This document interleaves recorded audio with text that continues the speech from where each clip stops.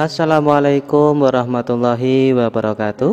Sobat-sobat subscriber yang berbahagia, semoga selalu dalam keadaan sehat, tak kurang suatu apapun. Kali ini admin akan membawakan cerita baru lagi dengan judul Ayah Tiri. Kisah ini menceritakan seorang anak yang selalu mendapatkan perlakuan kurang mengenakan dari ayah tirinya. Dan kisah ini terinspirasi dari kisah nyata seseorang. Namun sebelum saya membacakan kisahnya, untuk yang belum subscribe, silahkan dibantu klik tombol subscribe, kemudian dinyalakan loncengnya agar tidak ketinggalan apabila nantinya sudah ada update video terbaru. Terima kasih. Orang bilang kebanyakan ibu tiri itu sangat kejam. Dia tak bisa menerima anak tirinya sepenuh hati, seolah hanya mau menerima cinta ayahnya tapi tak ingin mengurus anaknya. Bahkan banyak sekali sinetron yang menayangkan kekejaman ibu tiri.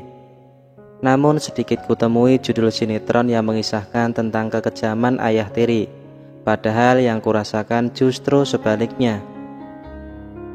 Ibuku terlalu baik pada anak tirinya. Mbak Sari anak pertama ayah dari perkawinannya dengan istri pertama. Meski aku memanggilnya Mbak, namun usia kami tak jauh berbeda. Hanya terpaut kurang lebih 4 bulan lebih tua dariku. Pada anak tirinya, ibuku tak pernah membentak, tak pernah melontarkan kata-kata pahit, apalagi menyakiti fisik dan batinnya. Jikalaupun Mbak Sari menolak perintah ibu tak pernah sekalipun marah. Ibu hanya istighfar pelan dan menyuruhku menggantikan tugasnya. Selalu begitu selama hampir 7 tahun lamanya. Sejak kami sama-sama duduk di kelas 4 sekolah dasar hingga kami duduk di bangku sekolah menengah atas. Dan sejak itu pun aku selalu mengalah. Aku tak ingin menyakiti hati ibu lebih dalam. Aku tahu ibu terluka karena tak pernah dianggap ada oleh anak tirinya. Namun ibu hanya diam, tak pernah sekalipun mengeluh atau menceritakan sakitnya itu pada ayah. Aku pun tak pernah bertanya kepada ibu, tak memaksanya. Kenapa ibu tak pernah memarahinya? Atau kenapa ibu hanya diam dan pergi saat Mbak Sari menolak mentah-mentah perintahnya? Yah, aku sudah tahu jawabannya. Ibu terlalu menghormati ayah. Ibu tak ingin ayah marah seperti waktu itu. Ayah marah besar karena ibu memaksa Mbak Sari bangun pagi untuk sholat subuh. Ayah bilang gak perlu dipaksa, nanti kalau sudah dewasa akan tahu sendiri apa kewajibannya. Ayah dan ibu memang berbeda jalur dalam mendidik anak-anaknya. Sejak saat itu ibu tak pernah memaksa Mbak Sari. Apalagi berulang kali ayah bilang ingin selalu memanjakan Mbak Sari. Dia tak ingin melihat Mbak Sari menangis, apalagi menyesali hidupnya. Dia tak ingin melihat Mbak Sari kembali terpuruk dan mengingat kematian ibunya yang tragis. Oleh sebab itulah ayah berusaha menjaga hati Mbak Sari agar selalu bahagia. Ayah selalu menuruti kemauan Mbak Sari, meski terkadang kemauannya itu melukai hatiku. Kebanyakan orang bilang semua masalah hidupku terjadi karena kekeliruanku sendiri. Mereka bilang aku salah memilih ayah pengganti. Mereka bilang aku terlalu cepat menerima dia sebagai pendamping ibuku. Padahal ibu berulang kali bertanya padaku kala itu apakah aku yakin. Bocah 9 tahun mana bisa berpikir panjang. Yang mereka tahu kebahagiaan nyata saat itu. Tak pernah ada pikiran-pikiran buruk ataupun kata seandainya dalam hatinya. Yang jelas terlalu mudah untuk merayu dan mengambil hati bocah seusia itu. Orang-orang tak pernah tahu bagaimana senangnya hatiku saat ada laki-laki yang dekat dengan ibu.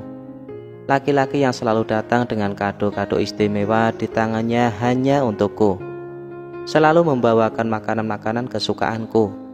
Seringkali mengajakku jalan-jalan ke kota dan membeli mainan baru. Mereka tak paham bagaimana senangnya aku mendapatkan kasih sayang seorang laki-laki yang nantinya bisa kusebut ayah. Kasih sayang yang tak pernah aku rasakan sepanjang hidupku. Mereka tak akan pernah mengerti bagaimana tersiksanya aku saat kulihat teman-temanku diantar jemput sekolah oleh ayah-ayah mereka. Ataupun saat kulihat mereka mencium punggung tangan ayah-ayah mereka sebelum masuk kelas. Mereka tak tahu bagaimana aku berusaha menahan air mataku agar tak tumpah saat teman-temanku menceritakan kehebatan ayah mereka. Saat menceritakan cinta kasih ayah-ayah mereka. Orang-orang itu tak akan paham bagaimana perasaanku saat kulihat teman-temanku diajak ayah mereka membeli sepeda baru. Mereka tak akan pernah paham bagaimana isi hatiku, betapa bangganya aku mendapatkan kasih sayangnya kala itu. Hingga akhirnya aku bisa menceritakan pada teman-temanku bagaimana calon ayahku. Mereka semua antusias mendengarkan karena baru pertama kali aku menceritakan sosok calon ayah pada mereka. Mereka menjabat tanganku erat dan mengucapkan selamat. Ucapan selamat yang kemudian hanya menjadi awal kemalangan hidupku. Sudah ku bilang, kau tak perlu masuk SMP, Lia. Masih ngeyel pula. Tak sudi aku membiayaimu sekolah mahal-mahal. Biarkan Sari saja yang sekolah. Kamu cukup lulus SD dan kerja. Lebih baik cari duit daripada buang-buang duit. Kulihat mata ayah memerah menatapku. Air mataku luruh seketika. Entah sudah berapa kali dia membentakku. Dia memang jarang melukai fisikku. Hanya beberapa kali menampar pipiku saat kemarahannya memuncak.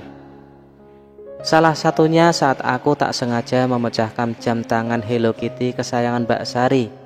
Meski jarang melukai fisikku, namun hampir setiap hari dia melukai hatiku.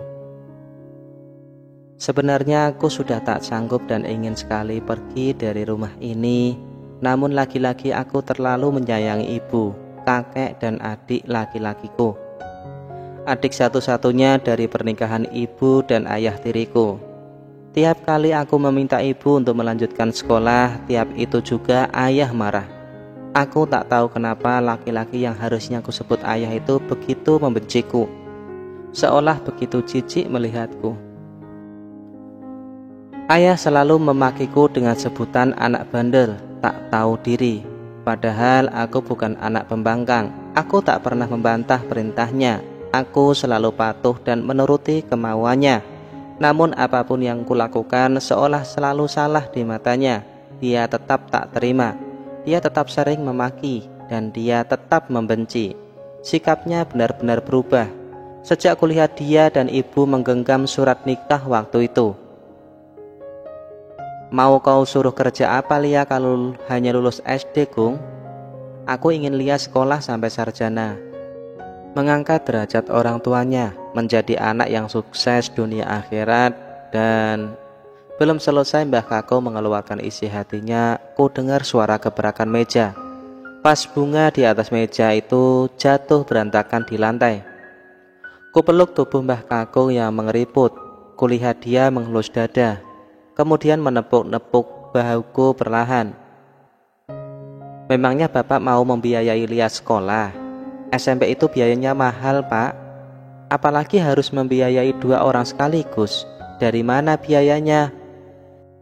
Toko sembakoku sudah ludes di lahap api sialan itu. Hutang di bank untuk modal belum juga lunas. Harusnya kalian bersyukur masih bisa makan dan tidur nyenyak di rumah ini. Jangan ngelunjak, dikasih hati minta jantung juga. Mbah Kakung menarik lenganku ke teras rumah. Bola matanya berkaca-kaca. Dia terus merangkulku untuk menenangkan. Padahal sejatinya aku tahu justru hati Mbah Kakunglah yang jauh lebih tak tenang. Hati Mbah Kakunglah yang jauh lebih terluka. Aku masih bisa menahan isaku. Aku tak ingin Mbah Kakung lebih terluka jika melihatku menitikkan air mata. Kulihat ibu bersandar di sofa ruang tamu sembari mengasihi adikku yang belum genap 2 tahun. Ibu hanya diam. Pandangannya kosong menatap keluar rumah. Ku dengar pintu kamar terbuka. Mbak Sari berjalan ke arah ayah yang masih sibuk dengan rokoknya. Gak capek ya? Tiap hari marah-marah. Sudahlah ya, lebih baik cerai saja. Biarkan mereka keluar dari rumah ini. Gara-gara ayah nikah lagi, semua usaha ayah bangkrut. Hutang makin menumpuk. Bahkan sekarang Sari sudah tak bisa beli baju-baju kekinian lagi. Bosen ya pakai baju itu terus. Celoteh Mbak Sari terdengar cukup keras di telingaku. Atau mungkin sengaja diperkeras. Entahlah, usianya memang baru 12 tahun. Tapi kata-kata yang dia ucapkan seringkali sudah seperti berusia 20 tahunan. Sadis dan menyakitkan. Pulang dulu Yondok, Mbah Kakung sedo. SMS dari ibu 2 jam yang lalu kembali kubaca. Entah sudah berapa kali aku membaca SMS itu. Sungguh, aku masih tak percaya dan tak rela jika secepat ini Mbah Kakung meninggalkanku. Aku masih tak percaya jika pada akhirnya Mbah Kakung benar-benar pergi. Dan aku harus bisa menata hati dan siap menerima deretan caci maki itu sendiri. Mataku kembali berkaca-kaca, mengingat almarhum Mbah Kakung yang begitu menyayangiku. Dia yang begitu memanjakanku dengan caranya yang sederhana. Sejak aku kecil, belum pernah sekalipun Mbah Kakung membentakku. Seusil dan sebandel apapun aku, Mbah Kakung selalu tersenyum dan membelai rambutku pelan. Mbah Kakung selalu bilang, jadi anak soleha ya Nduk, patuh sama ibumu. Dia sudah berjuang sekuat tenaga untuk membesarkanmu. Air mataku kembali mengalir deras mengiringi laju bus yang aku tumpangi detik ini. Aku belum siap jika Mbah Kakung pergi hari ini. Aku belum siap menerima kembali caci maki dari laki-laki itu lagi. Aku belum siap menyimpan semua sumpah serapahnya sendirian. Aku masih sangat membutuhkan Mbah Kakung dalam hidupku. Selama ini tak ada seorang pun yang membelaku dari cacian laki-laki itu kecuali Mbah Kakung. Bahkan ibu pun hanya menangis dalam diam saat kata-kata buruk laki-laki itu menusuk tajam ulu hatiku. Ibu hanya diam, tak membelaku pun tak membelanya.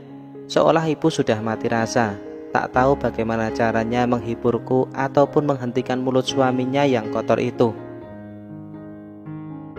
Demikian tadi awal kisah di episode pertama. Seperti apa kelanjutannya?